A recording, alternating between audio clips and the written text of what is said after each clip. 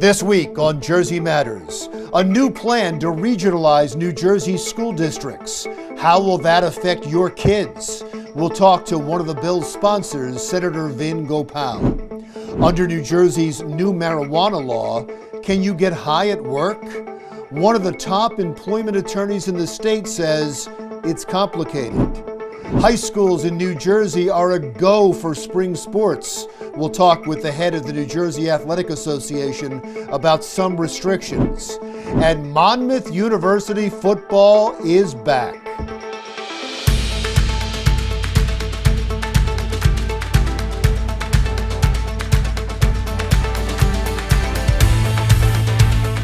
That's all just ahead on Jersey Matters. But we begin with that new school regionalization plan that is being fast-tracked through the New Jersey Senate. Here's one of the bill's sponsors, Monmouth County Democratic Senator Vin Gopal. Senator Gopal, thank you so much for joining us today.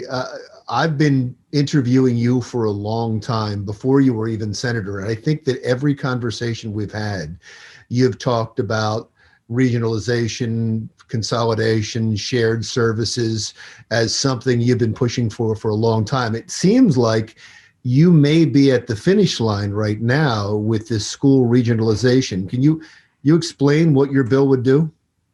Sure. It's good to be with you, Larry. This was a bill that I think we would have liked to have done a year ago, but COVID-19 hit and obviously other challenges come up. During my first 3 years in the Senate, we've done a lot of good shared services legislation, regionalization studies, legislation to help. And now I think we need to take the next step forward. So it's a bipartisan bill led by Senate President Sweeney and along with my other colleague from Monmouth, Senator O'Scanlan. And again, New Jersey's got 700 school districts. Many of these school districts have been declining in enrollment.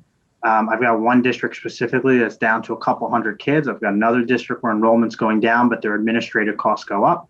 So this bill will provide tools. It's not going to force regionalization on anybody, but it's going to make it a very sweet deal for the taxpayers if they don't do it. Well, tell me how that works if it's not going to be forced on a district. So if a school district's small and they want to regionalize, this bill will basically put the tools in as far as helping with any layoffs, to help with union contracts. If the school district is losing funding, it's going to help with adjustment aid. It's going to provide a whole bunch of financial tools in studying the IT costs, the waste management costs, the snow removal costs, the healthcare costs, all these costs you have when you have 700 different entities operating on their own with the same core theme, and that is protecting New Jersey's extraordinary quality of education.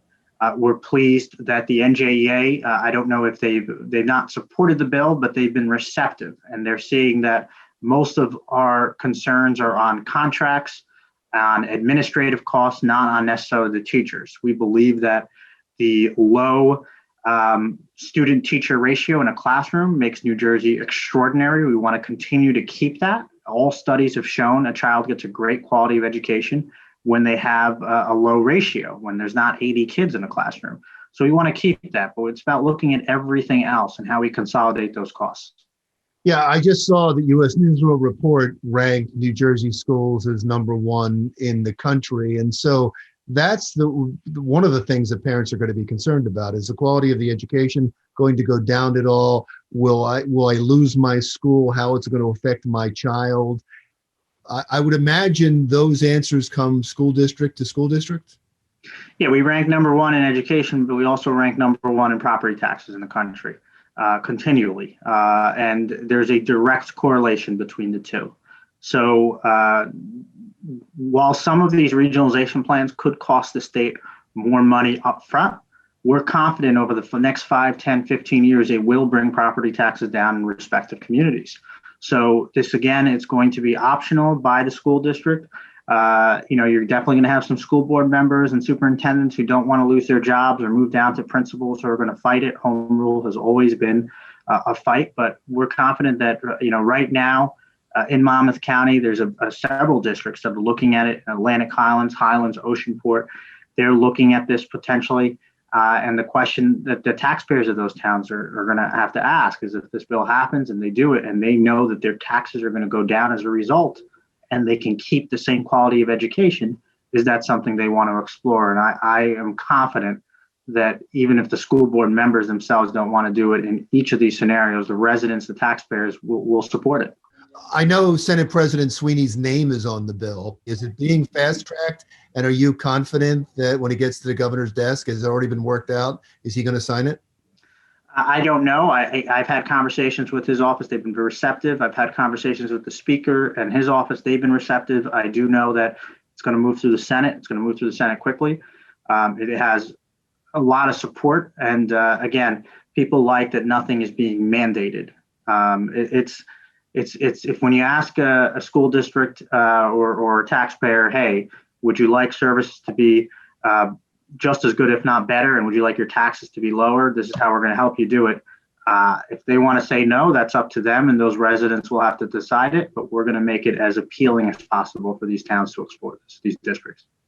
There was the legislative wrangling about the legalized recreational marijuana bill. And it seemed like when they finally did get a bill, when they were pressed up against the deadline, nobody liked the bill. And then it was discovered that if a minor is caught with marijuana or alcohol, their parents couldn't be notified. You now have legislation to try to fix that? Yeah, I mean, look, I wasn't overly involved in the cannabis process in the beginning. I supported legalization. I voted for it. I was not a sponsor of the bills because honestly, there's a lot more pressing issues going on in New Jersey. But I voted on it, and I read through the bill twice. I didn't catch that. Had I did, I would have realized immediately how ridiculous it was. And so I regret that. And now I have a responsibility, as I think every other legislator does, to fix this as quickly as possible. It's absolutely ridiculous for a minor who gets caught with cannabis or alcohol and that their parent or legal guardian doesn't know that. I made a mistake. I have no problem saying that on camera. Every legislator who knew that was happening, which I read it twice. I didn't catch that. Should work as quickly as possible to get this fixed. You're pretty confident it's going to be fixed. The law is going to be fixed. March 25th, we have a commitment from the Senate president that's going to go. We still have some challenges from certain caucus members, specifically in the Black and Latino caucuses. I've spent countless hours with them, talking to them about how this will not affect any child's permanent record, which I understand that concern. It's simply just notifying the parent or guardian of what their child is doing. Yeah, I can't imagine Black and Hispanic parents don't want to know that their child was pulled over from.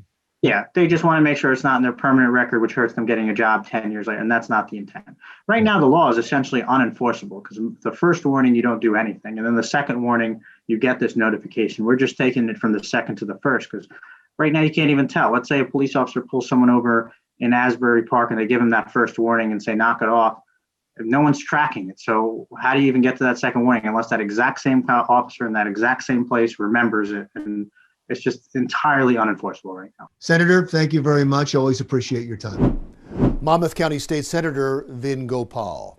Still to come on Jersey Matters, how New Jersey's new legal recreational marijuana law affects employers and employees in the state.